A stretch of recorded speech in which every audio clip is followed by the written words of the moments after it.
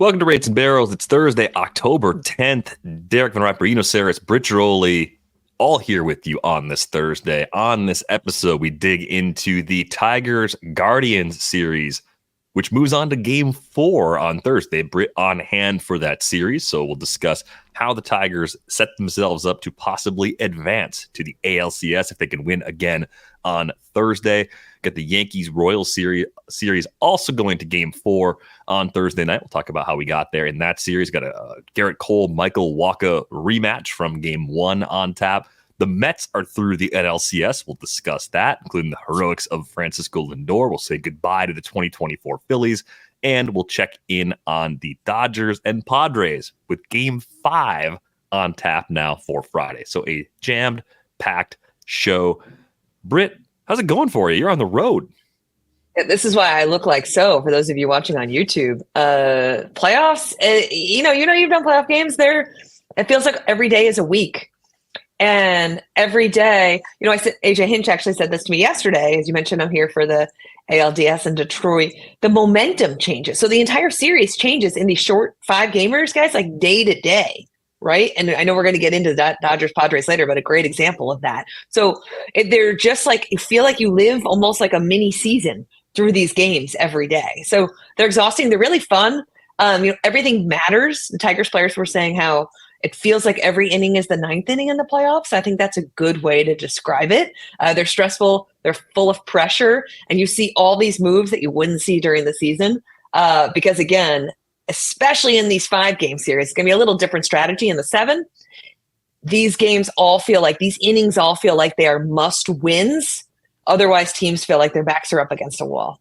Has anyone commented to you about the breaks in the schedule in the series, right? Like the break between games 1 and 2, even though there wasn't a travel day there, like that kind of stuff seems extra strange in the short series when you're trying to build momentum. Yeah, it is. But for some teams, it's helped. Take Detroit, for example, who has pretty much one starting pitcher. If they didn't have that off day after Game 1, they wouldn't be able to do kind of what they're doing with this pitching chaos. So I think the way the schedule is set up is very odd. The interesting thing is going to be if the teams that had buys, if the Yankees lose that series, if the Dodgers lose their series, are we going to see a real change to the format? Because it seems like nothing matters except, are you a hot team coming into October? So guys have talked about the schedule a little bit, but the teams that I've been around feel like it's been a benefit, particularly the Detroit Tigers, the Kansas City Royals, felt like they were playing playoff games for several weeks before they got to Baltimore and steamrolled them in the first round. So I think it depends on who you talk to, whether the schedule is a good thing or not. The Phillies may now say differently after being on the flip side of this with the Braves a year ago. I learned an interesting fact from Tom Tango, which is that in Korean baseball, they had this crazy system. We've talked about how in the first round, the home team in the wild card round basically has a win in the tank. They only have to win once. The away team has to win twice to advance. All this stuff. But he said that the upshot of it is that the number 1 seed going into the playoffs has like a 2-week bye. And like a ladder situation. The number 1 seed has won the World Series in the Korean baseball in the KBO 20 out of 23 years. Wow. So I tend to think that the bye thing is overrated in terms of getting cold in just the course of 5, 6, 7 days. But if people do, we have talked a lot on the show about like there's so much chaos in baseball, and people do want to give an advantage to teams that have won more games during the regular season. I like that. We slog through the regular season. We should give it more weight. What if we just did something where we played around with the travel schedule for this series? And what if we just did something, okay, it's a 5-game series, but the first 3 games are home for the higher seed. And we're not as concerned about fairness within this, in terms of, you have to have these many days on the road and then you have to travel and travel. What if it was 3 straight days? And 3 straight days with no rest in between, fewer bullpen days. Yeah, I think that favors teams that have better depth, right? That would be what you accomplish there. Yeah, so maybe the compromise, if you're not going to get to the point where you do what the KBO does and start the wild card series with the home team having a 1-game advantage, maybe it's you're home in those series if you're the higher seed like you are currently, like wild card better team, regular season, home for the whole thing. Maybe you roll that over into the DS.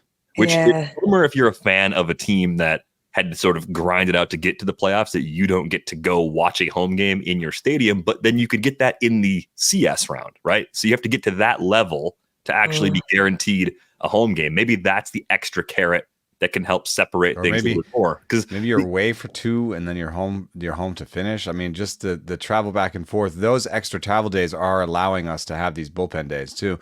And the other thing, the other thing that I would personally like to legislate the bullpen game out of existence. We've seen a lot of it, and I don't think it's compelling baseball. It leads to fewer runs. It leads to more anonymous people on the field that listen. I love relievers. I don't want to upset them. Trevor May is a friend. But, people don't go to the ballpark to see Eric Sabrowski and Alex Vesia. That's just not what they went. They didn't think of that before they went to the game.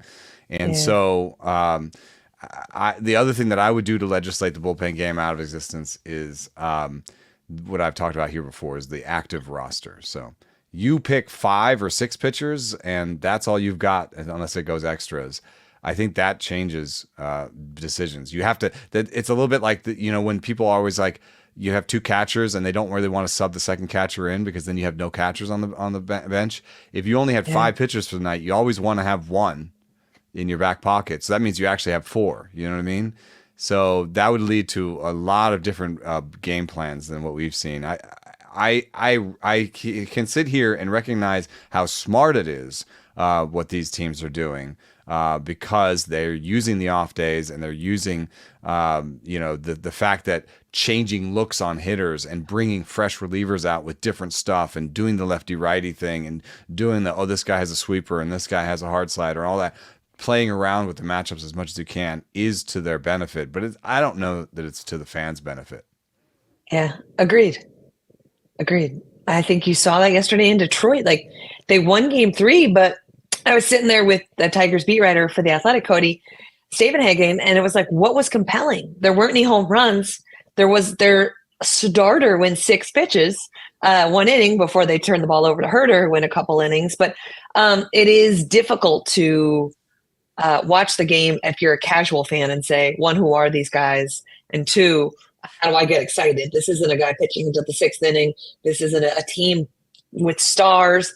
I do think, as you're right, the taking away some of those travel days makes it almost impossible to have these bullpen games as much as we are seeing them. I don't know if there is a whole lot of solution for incentivizing a team to win a division, unless you, give them an extra player. Like, there has to be something that is so far and above, 3 games at home sounds nice, except if you've been sitting around for a while, maybe it's not that nice. I don't know. There has to be a way to incentivize back winning the division in a big way, in a meaningful way. One of the problems with 3 games at home is that, you might clinch on the road. That means more clinching on the road. But. No, but the 3 at home thing, I've nixed that. I said, no, I'm not accepting that. It has to be the whole series. It has to be the entire 5-game series. That has to be the carrot. But no sport does that, though. No sport does that. I know, but home field matters, in the wild card round. Right, we do it in the wild card round, so I think we extend it it's a fake round. through the best of 5s, and then, it's not. You got to go back to the winner take all wild card because it takes too long, I think, too. Dave Roberts yesterday was advocating for the division series to be 7 games. Oh, Morone. I mean, how long are we going to play baseball? You can't do that. You can't have some of these cities be hosting the World Series November 15th, right? So I get it. You have to eliminate travel days. Yeah, I get it. Like, the Padres Dodgers feels like it should go 7. The Phillies Mets felt like it should have gone 7. I'm not sure I want 7 of these Tigers Guardians.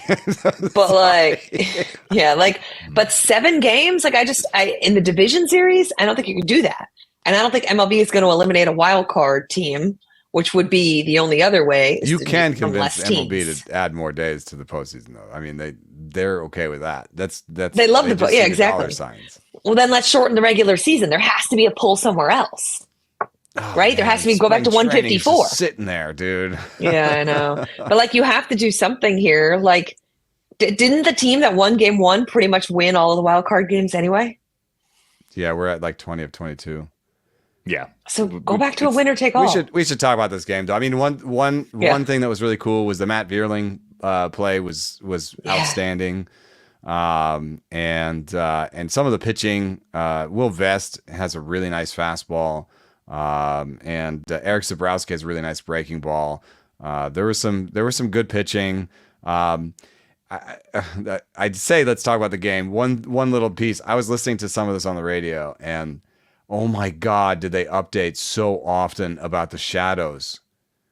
Shadows were Tigers radio? thinking about the shadows. The shadows were strange. Britt, you were there. You could speak to this. They were a little odd. This happens in a lot of stadiums because of the unusual start times and the time of year. It's like the planning for the stadium is around what's usually happening with the sun in the summer and like a 1:00 start time, because that's typically what you get for day games. But these late afternoon kind of playoff matinees create these really difficult hitter versus pitcher situations, which also, I think, aside from seeing a different reliever, a different pitcher almost every time you step into the box, does make it even more difficult to put runs on the board, which I think is a problem for more than casual fans. I think the league has a problem with this. I think the league wants a little more action in these games too. So I think how they get there, all those things you put out there are legit. Now, I think this is really kind of a critical point in the game. When you look at yesterday, in the 7th inning, the Guardians are setting everything up, right? This is when the Matt Vierling catch happens right there. I think they were runners on the corners and Kwan's on first base. So David Fry ropes this ball down the third base line. Vierling snags it. It probably scores both runs because Stephen Kwan's the runner on first. It would have made it a 3-2 game, and there would have been a runner in scoring position for Jose Ramirez. So it would have been kind of the ideal situation for the Guardians to maybe take the lead or at least tie the game if Vierling doesn't make that catch. Instead, Ramirez starts the next inning, nobody on base, down 3, completely changes the game. So yeah, that Vierling catch was massive because of who was on the on-deck circle in particular. He used to play basketball, and so he was joking around that's where he gets those ups. At Notre Dame, they would kind of like play around at the rec center, I think. And he said he used to be able to dunk. He's not sure if he can still dunk, but that's one of those plays where it's just pure reaction. You don't have any time to do anything but react. I agree. I also think another key moment in the game was in like the 2nd inning when the Tigers changed pitchers already, and Cleveland was forced to use several pinch hitters. So all of a sudden you're managing a game where, you know, you may have opportunities later in the game, but you don't know if you're going to or not. So you're kind of burning through your bench. And I think that's what makes the Tigers so like pesky to face. They switch all the time pitchers. So they're forcing you to burn up that bench and that reserve.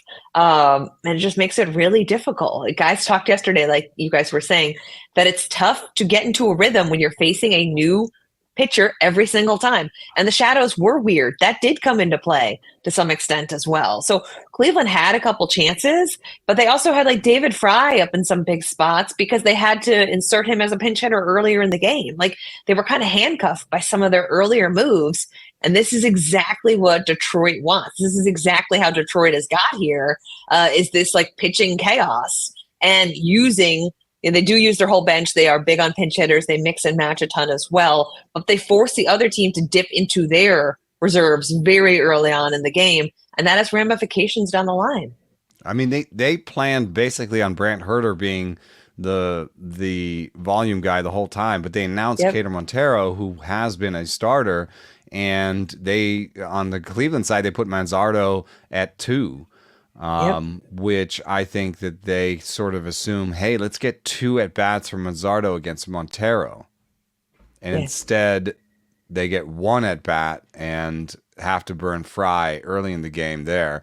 You're right, later, they pinch hit for Bo Naylor, and because they did that, they had to bring in Austin Hedges, and at that point, I think it was the 7th inning when they did that, they only had Daniel Schneemann on the bench. They had nothing left after that. So they were left with 1 guy on the bench at the end of this game, and it had to do with always chasing that platoon advantage, which is it's a good thing to get. But I wonder at some point if a team is pulling this much chaos on you.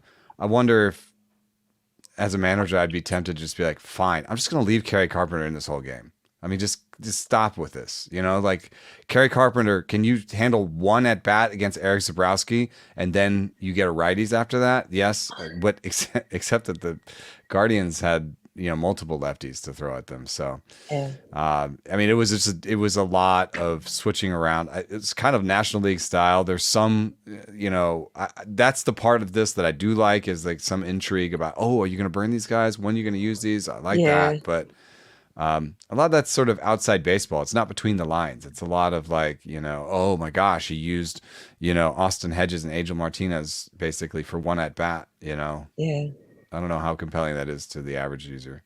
I don't know. I think the other thing you'd think about is even if you had the 5 pitcher limit, the Tigers only used 6, so they would cut one guy out. Gunther ended up getting 1 out. Give up a hit and a walk as well. So maybe you make a plan where you don't use Gunther, or maybe you stretch Montero more. Like you have to save one. You have to always have one extra. To save one. So if you take Tyler Holton and Seth Gunter out, then you have to get more innings from somebody. Yeah. I don't know. This style of baseball is very effective, as you said earlier. It's a little strange if you're not accustomed to it at the very least. But I do like those tactical applications. When and where do you make those adjustments to your lineup? How quickly do you go to your bench? It was nice to see Spencer Torkelson get involved, because I think if the Tigers are going to 14 before that RBI hit. If the Tigers are going to advance and continue this run, they're going to need to find some ways to put a few more runs on the board. They're going to need some of those secondary contributors to heat up, and maybe Torque could do that. I mean, it's just easy to forget how good he was throughout the second half of 23 because his 24 has been awful, including that long demotion to Toledo. So if they could get something from Torque, that would be a nice lift for them as well. Looking at game 4, with the Tigers having a chance to seal this, I would imagine we're not going to see Skubal unless it's like a 1-inning, 9th-inning situation where they're feeling good. Like it would get throw day because they don't play again until Saturday. I don't think we'd see Herter in this game, but everybody else should be available. Cater Montero is available. Cater Montero could start again if they wanted to, but Reese Olson's probably the bulk guy. I would imagine they follow something similar to what they did in game 1, maybe with a slight wrinkle since the game 1 script didn't go quite as well as they'd hoped early. I bet you Gunther gets more than 1 out too. I bet you they use him as a Herder type where they're like, we want to stretch you. We want you to get this lefty, but also these 2 lefties. Like we want you to get 3 lefties in 5 batters. So we kind of need you to get 5 outs. That's how I think Gunther would. Yeah. Reese Olson, I think, they haven't announced, but I would imagine is going to kind of be the starter today. Whether he goes in the first inning or the second inning, he's going to give them multiple innings. He's the guy who, if they do advance, is the closest thing to a starter that they have outside of Skubal. I keep wanting to pull the guy who closed the night before opens the next day, so I'm going to call it for the second night in a row. I wasn't too far off yesterday. Just they used Bo Brisky, Cater Montero instead of Bo Brisky, but Tyler Holton finished the game last night, and Tyler Holton's a lefty. Maybe it makes sense to use him at the beginning of the game, or maybe they actually start the game off with Sean Gunther. Yeah, I don't know. It is chaotic though, and I think if you look at AJ Hinch, obviously he didn't do this in Houston because he didn't need to. They need to do this because of the way the Tigers roster is set up, because they don't have these knockout starting pitchers, because they traded Jack Flaherty and they traded away some of their chips outside of Skubal. They traded away anybody who really had value. So they're in this position where it's like, how do we get 27 outs? And that starts right from the beginning. It's just an incredibly interesting way to manage. And I'm not sure how many managers could pull it off as well as AJ Hinch has. It feels like every move he makes has worked so far. Obviously, there's an element of luck involved with that as well. But I expect a lot more mixing and matching tonight because they have a chance to go to the American League Foley's Championship. Probably going to pitch 2, like Bo Brisky pitched 2 last night. Bo Brisky's probably not going to pitch tonight. So Foley for 2. Gunther for 1, for 5 outs. Reese Olson for, 9 outs. Yeah, you're hoping for 9. Maybe you get more. I mean, he ended up getting through 5 innings in game 1. So I just gave you 20 outs. So they just have to find a few more. Right, and that's with just about everybody still available, even though it's the second part of a back-to-back. It's funny to me that the Tigers, because I don't think any of us expected them to be in this position even 3 weeks ago. Like, that's fair for us to say. Like, yeah, they were a team rallying late, and we were very dismissive of the possibility of them getting in and making a run like this.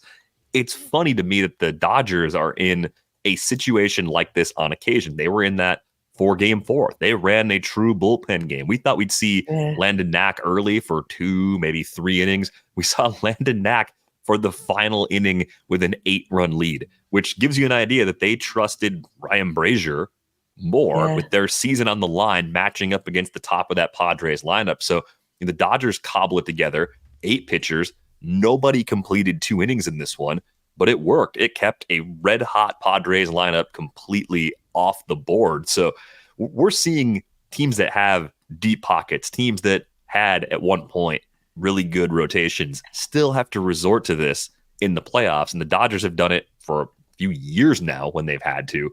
But if it works, teams are going to keep doing it until something changes that keeps them from doing this. Yeah. And so tonight's TBD for them too, right? It might be Yamamoto. They haven't announced. It's such a weird thing. We have all these teams playing in a playoff game and all these TBDs, which again is indicative of where they're at, right? They haven't announced a starter. Darvish is probably the guy for San Diego, right? I think they'll Roberts definitely use Darvish. But Dave Roberts wouldn't say. I mean, I think you have the option of Yamamoto for some and Flaherty for some. They're both going to be rested enough where you can throw them because of the off days and the way the calendars come together. So it completely changes their side of the equation. It's an all-in situation because it's a game 5. It's win or go home. So that is all kind of in place. I thought the Padres were going to end it on Wednesday night. I really did. I thought they were going to take advantage of the situation. I think the question I had still even coming out of this one is when you go on short rest the way that Dylan Cease did, what are you most likely to lose? I think it maybe varies from pitcher to pitcher. Do you lose some velo? Do you lose some command? Because it really seemed like Dylan Cease, whose command is not his strength anyway, even when he's very good, had even less command than usual in game 4. And that's ultimately a big part of what got him out of that game so quickly. Yeah, it's the command is really finicky. I think it comes and goes. And, when you look at the mistakes that Cease made, the homer to Betts was middle. And if you look at, I think when you look at these spray charts, the one on the left for us is last night's game, right? Yeah, it's game 4 with the one thing that I think you notice space. is it's the exact opposite of what you want. It's a lot of chase or middle, basically. Whereas on the right, what you see is more sort of shadowy stuff, and less middle. So, Cease was kind of either too far away from the zone for it to matter or right in the middle of the zone. And I guess that makes him easier to kind of keyhole. And it could have something to do with using him on short rest. With how well the bullpen games have gone for everybody else, I'm not second guessing. I understand using Cease was probably a good idea, especially since you have Darvish, and you're kind of leaning into your strengths, and it ended up being a bullpen game for them anyway. But I do think that what I would have done is to do a bullpen game and start Cease on full rest. Oh, so you would have saved Darvish and just not used them. Because I think I could get 3 outs from Martin Perez. Yeah. Maybe 5 outs from Martin Perez. And then play lefty-righty. They go pretty deep. So if you go Martin Perez, Brian Hoeing, Adrian Morejon, if you look at last night, if you just looked at the relievers, it was a closer game. Yeah. I mean, usually there's 1 or 2 things in these playoff games we can analyze, but it just seemed the Padres bats looked dead. It wasn't like, oh, this was the one key moment here. They lost 8-0. I do think early on when it was still kind of close, I was wondering with Cease, if they were going to have a short leash with him, why let him pitch to Ohtani that second time? That was a little, because they took him out pretty much right after that. So that was a little odd, but overall, this was the most life I think we've seen from the Dodgers this whole series. So if you're the Padres, like you said, DVR, I thought they were going to end it last night. If you're the Padres, you're now a little, I don't want to say afraid, but the series goes back to LA, which was a very contentious environment. And now it's anything can happen, winner take all. Anything can happen in this game. So any advantage the Padres had pretty much gone. The only thing I think you can take heart in is the fact that the Padres' heart of their lineup did hit very well in LA. There is a lot of confidence in guys like Fernando Tatis and Manny Machado and Jerkson Profar, what they've been able to do. But this is now like a coin flip in my mind. Like I can't predict these one-game playoffs. I don't know what you guys think, but to me, this was set up to be the Padres game last night. And they not only did they lose, but they lost in such emphatic fashion that you got to think the Dodgers have a little swagger heading back on that plane, going back home, knowing they have a chance to win this. Mookie getting whole again is a problem because when he was struggling, you could maybe walk Shohei, get Mookie, and then get 2 outs from the next 2 guys and get through the heart of the order. And so, the one thing that I would say, the Dodgers are favored, but the one thing I would say is they used all their relievers and they're going to do another bullpen game.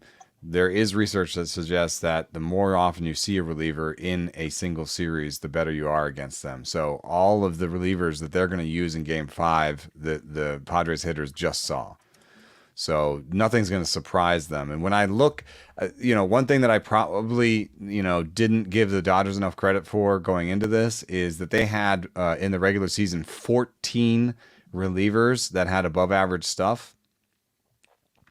And that's pretty deep, so, that works in their favor. However, Anthony Banda was not one of those. And Daniel Hudson's stuff has been, trending in the wrong direction.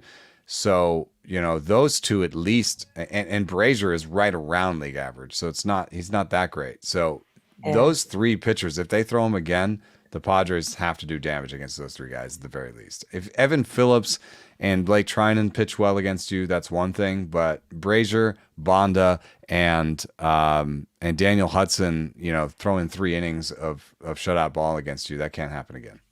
Yeah. I thought it was interesting to see a little more from the bottom of the Dodgers lineup in this game, though, too, right? Will Smith homered, Gavin Lux homered. They had 10 hard hit balls between the 5 through 8 spots in the order. Chris Taylor had to play, though. He went over 4 with 4 strikeouts. And I think Freddie Freeman, you could tell on the play in Game 3 where he had to leap at the bag to pull that ball in and came down to that bad ankle. You could tell that he was limping his way the way he came off the field.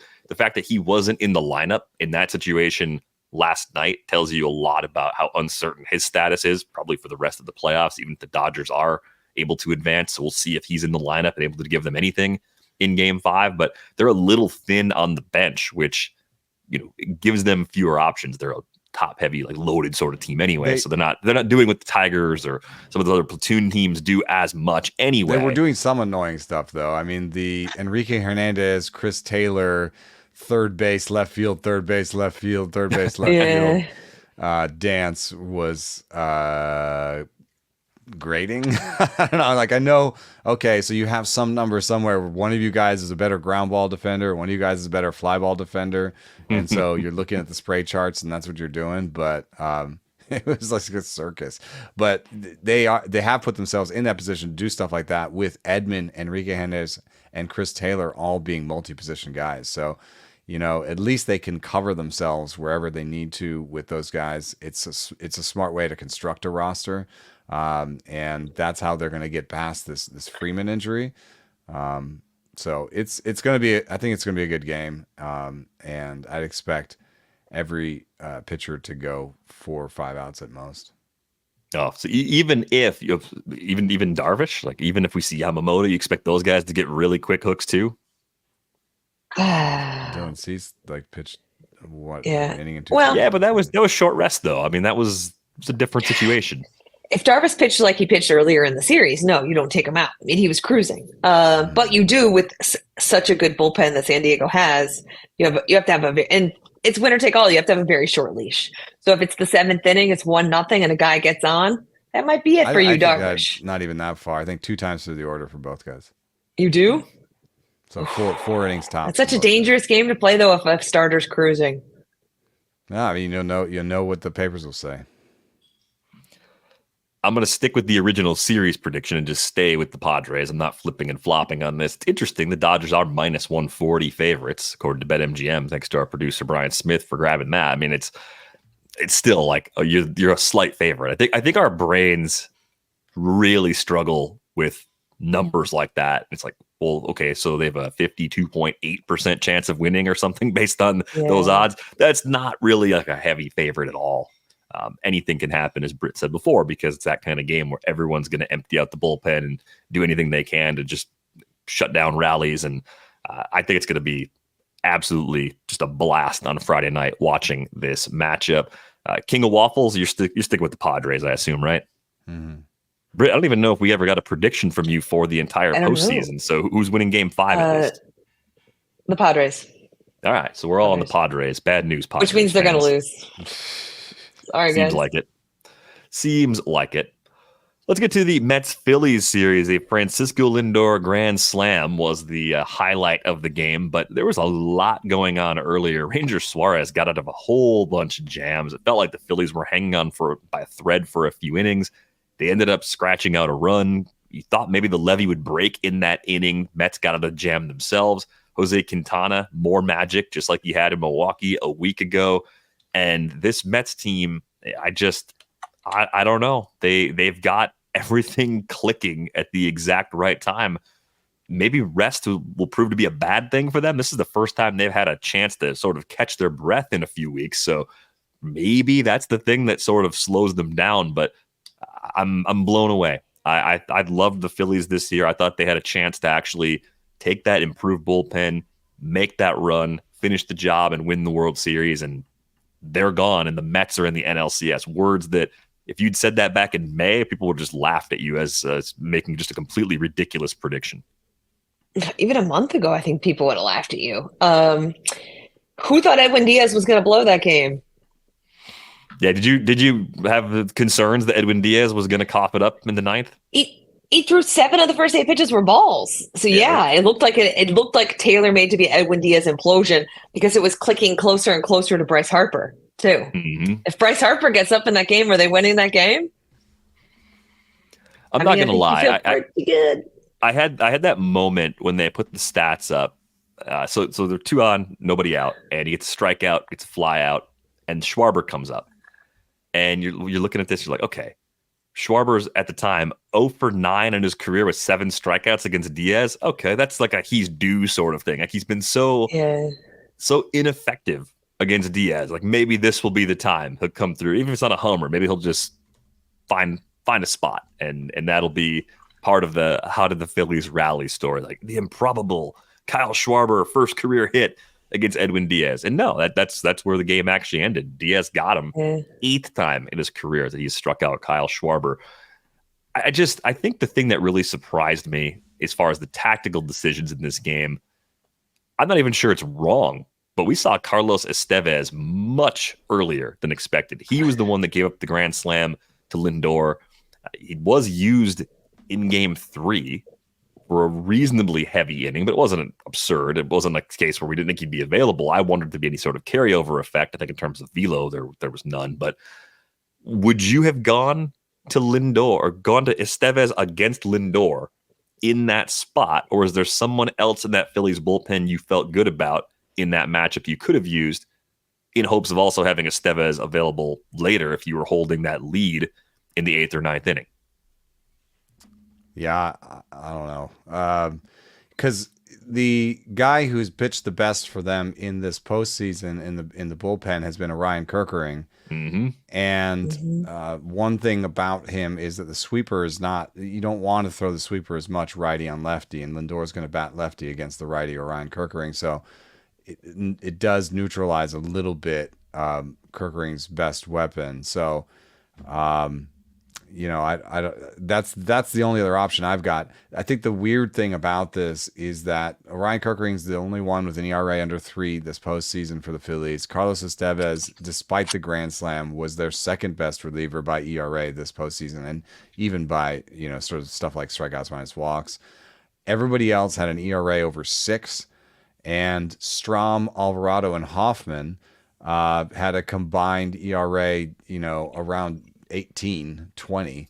And Strom, Alvarado, and Hoffman during the regular season pitched 190 2/3 innings to a 2.69 ERA. That's baseball, I guess. Yeah. It's just, I thought this is the best bullpen they put together so far. The interesting thing to me, and this might not be the story, but the Phillies have been playing bad leading in.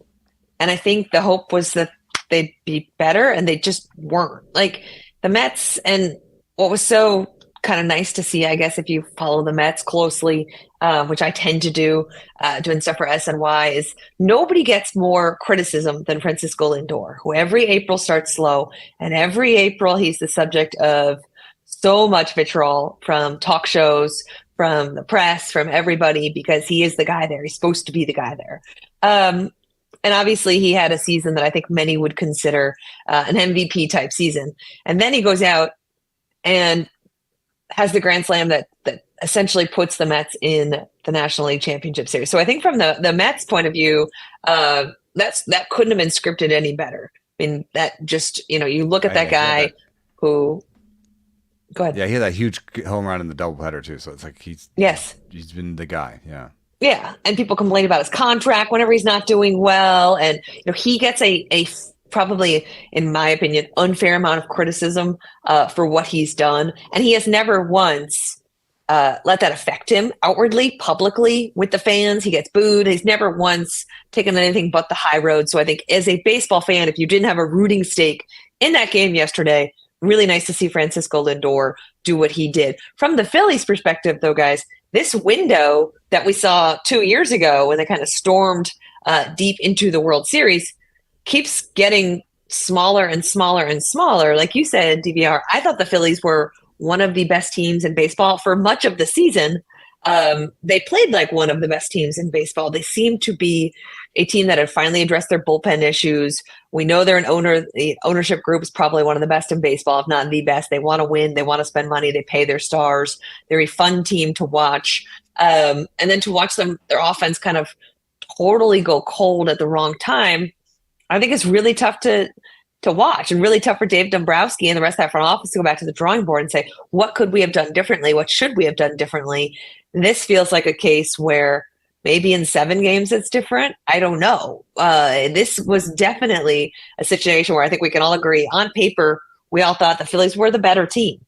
They were the better team for most of the year. This is what makes the playoffs so maddening is the Mets are playing hot. They're playing with that like can't lose sneaky vibes, where they constantly are rallying back and you never feel like they're out of it. They could win the World Series the way they're playing. It wouldn't surprise anybody now. But I think from the Phillies point of view, it's like, what do you do here? Where do you go?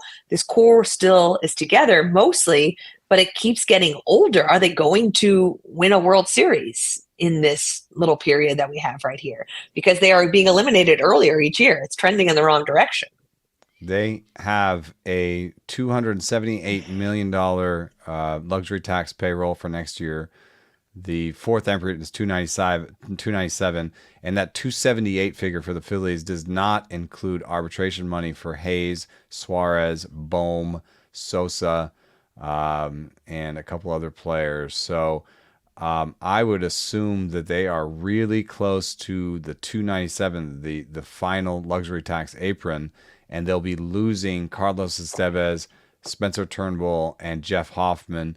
That's not the worst pairing of players to lose, but it does mean that I don't know that they have a big move in them this offseason unless they somehow get some money off the books, and they don't have the type of money that you can get off the books easily. There's no 1 year left kind of guy. Nick Castellanos will be paid. Will have 2 and 40 left on his contract. Kyle Schwarber, I guess, 1 and 20. Taijuan Walker, 2 and 36, but I don't think that's tradable. So they're going to be just looking to find relievers and fifth starters on the cheap in the offseason and just re-racking it again next year, basically. Which, I mean, I know it's hard to sit here the day after you get bounced and say, we're going to run it back with the same core. Still a pretty good team, yeah. I think it's a compliment to the core. Like, you can't look at this team and say they had massive holes here and this is why they fell apart. This is playoff baseball. Someone wins and someone loses every series, right? We're at the point now, a good team goes home, a good team goes through. That's how it works. If you're only losing Hoffman and Estevez in free agency, that's not a big deal. You can paper over that. I wonder if Alec Bohm needs a change of scenery. Like Dave Dombrowski tends to be pretty aggressive on the trade front. Whether they want to actually trade a prospect, I don't know. Andrew Painter will be back in the equation from pitching side, so that could be a huge addition for them. I think that's nice to see, like one more arm. If you trade Bohm, you might be able to put Walker on him and then, get a reliever back even. It might not be exciting, but then you'd actually have some money to spend too, maybe. Just trade Bohm for Devin Williams and everything's fine. There you go. Two change of scenery candidates now, right? Yeah. Yeah. That's how that goes down. Easy problem solved right there. I think the Phillies do have long-term help coming with Aiden Miller as their best position prospect. He reached Double-A, spent most of the year between Single A and High A this year, but they're in a good spot. It feels awful to hear that the day after you get eliminated, but this is still a team I think is going to be among the 5 or 6 favorites to make a run and win the title next year. So it won't look exactly the same, but I think it's going to look most of the same for the reasons Eno mentioned. Maybe you find something else to help in the outfield. Maybe that's the other way to go. Like if you're thinking about that Bohm trade partner, maybe it's a team that has an extra outfielder. That's also the Brewers, potentially. They got some outfield depth. So it might be someone else, might be the Brewers. Who knows? The Phillies, I think, are going to be active on the trade front. As for the Mets, mentioned before, some much deserved rest for them. We'll see if that actually helps someone like Edwin Diaz, maybe improve that command. I've kept wondering every time that he got a day off, I'm like, all right, maybe Edwin Diaz comes back and is peak Edwin Diaz. He wasn't peak Edwin Diaz on Wednesday, but it was good enough to slam the door and get the Mets into the NLCS, something that, again, I did not see coming. Britt's actually got to go. Britt, thanks for joining us today. We appreciate you. Enjoy the rest of your time covering that Tigers Guardian series. Yeah, look forward to 10 different starting pitchers, 10 different pitchers on each side tonight, guys. Yeah. See if they can break the record they set yesterday for their series. All right, let's move on to the Yankees and Royals. Yankees holding on for a 3-2 win in Kansas City, now having a chance to send the Royals into offseason mode on Thursday night. This is another series where we're going to have a repeat matchup from what we saw early in the series, where it was Gerrit Cole against Michael Wacha in game 1. We'll break that down here in just a moment. But I think you warned us on the pod about your concerns with Chris Bubich, and Giancarlo Stanton got him in the 8th inning for the homer that put the Yankees on top for good.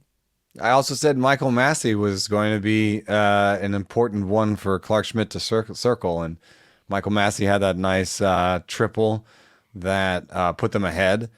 But it was the game of Giancarlo. He was the post-game interview, and honestly, I think it's kind of nice because his career has been one of ups and downs and lots of missed time, and he's been booed, and he's been circled as the problem on the team, and for him to go out and go 3 for 5 with a huge homer and a double, and basically be responsible for most of the Yankees scoring in a 3-2 victory, I think I liked it. I think he's a character. He's been good for baseball, and he's the king of Statcast. So yeah. The extremely hard hit ball that will always be like Giancarlo Stanton's claim to fame. You're right. 4 fire emojis next to his name appropriately for that game.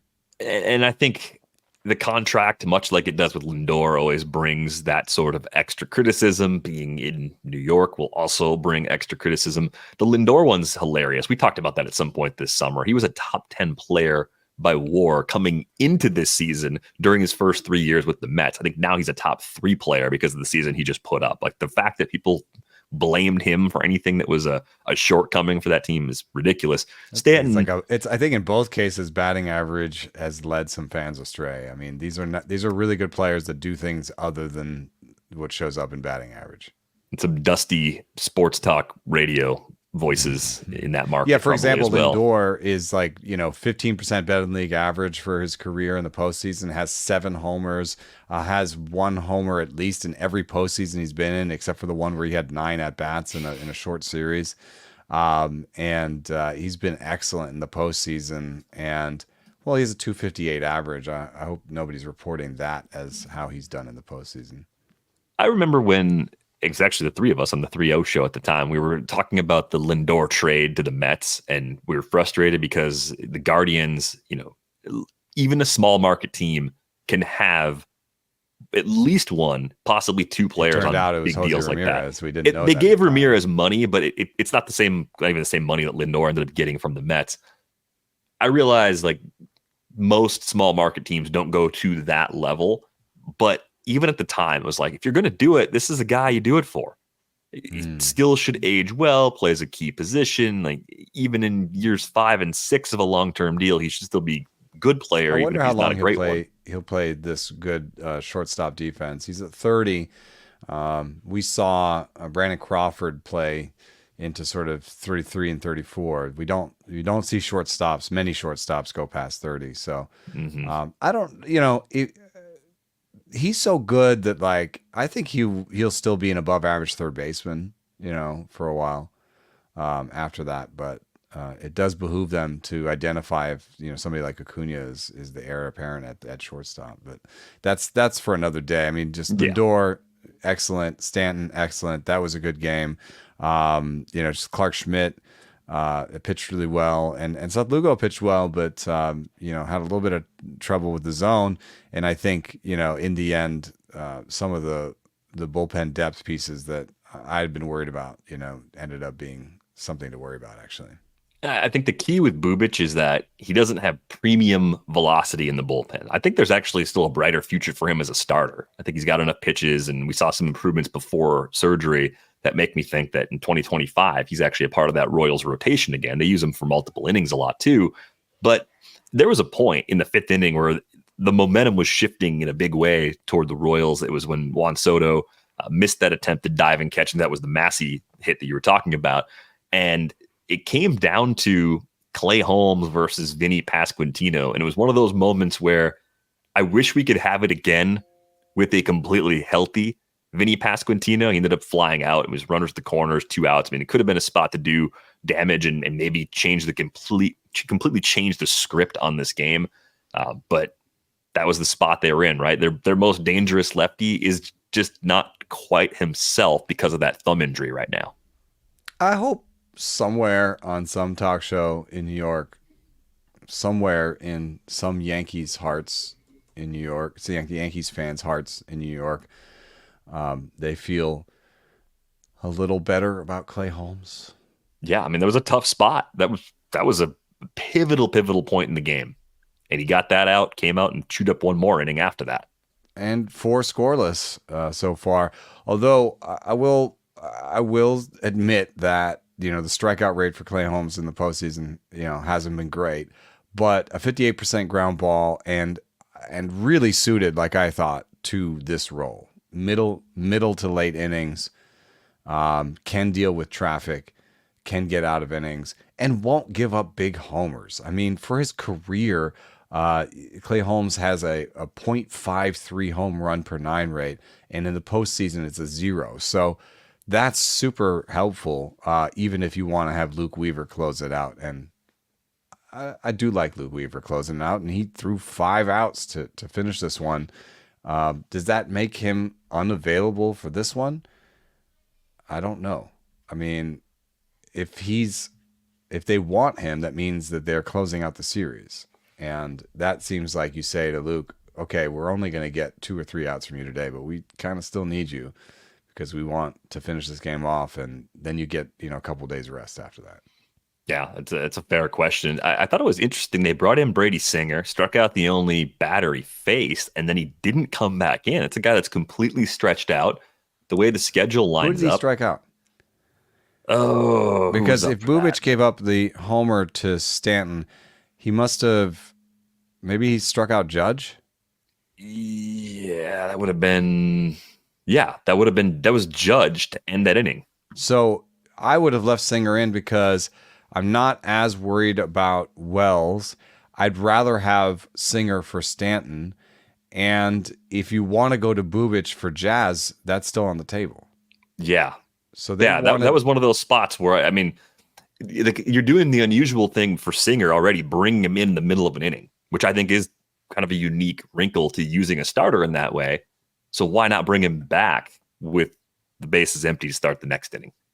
Yeah, which in a more of a starter situation. And yeah, I mean, I guess that you're thinking about Wells in that situation, since Wells bats lefty, but I think you're thinking too hard, because I'd rather have Singer for Stanton than really be concentrating on Bubic for Wells. Yeah. Yeah, and maybe they're looking at the fact that Wells this season, all 13 of his homers came against righties. So going lefty-lefty, you take the power away from him. But then, yeah, you're going lefty-lefty against Stanton, or lefty-righty on Stanton. That's not exactly the situation that you want to be in. As far as the matchup for Game 4, Cole versus Wacha Part 2, I think I mentioned I was surprised to learn during this series that Michael Wacha has been very effective against Aaron Judge in their respective careers. I keep waiting for the levee to break on that one, but how do you think this could be different than the first time we saw this matchup? The first time, I thought the story would be, that Cole was either back or not, and I think that the answer was that he was sort of back. They had 11 hard hit balls against Gerrit Cole. That's what I'm talking about. I mean, the 4 strikeouts in 5 innings, 3 earned runs. It's not vintage Cole. Velo wise, he was up, but he wasn't up to where he was pre-injury. So, if he had looked like vintage Cole in that first game of his in this series, then I would just immediately hand him a huge advantage. But the one that gives up tons of hard hit balls and kind of struggles through 5, kind of feels like anybody's game. But if you force me to pick a side, I'm picking the Yankees. I mean, I think I can't take Michael Wacha over Gerrit Cole. I can't, even if it's do it.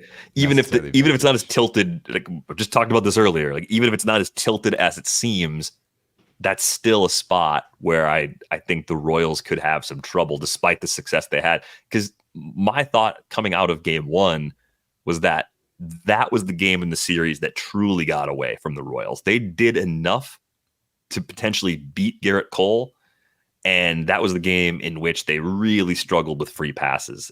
8 walks as a team. We talked about the difficulty of teams in the postseason issuing 8 walks like that. They're 23-73 all time. Terrible record in that spot.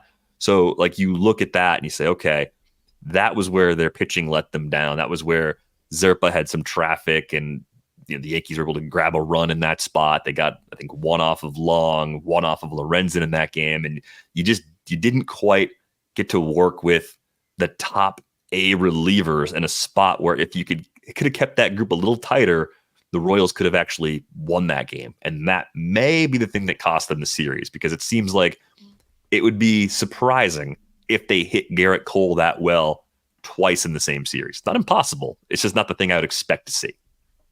Yeah, the Yankees have the highest walk rate this postseason, 18.5%. So it's not just that game. The Yankees have the lowest chase rate this postseason by 5 percentage points over Detroit, and the lowest swing percentage by 6 percentage points over Philly and Detroit.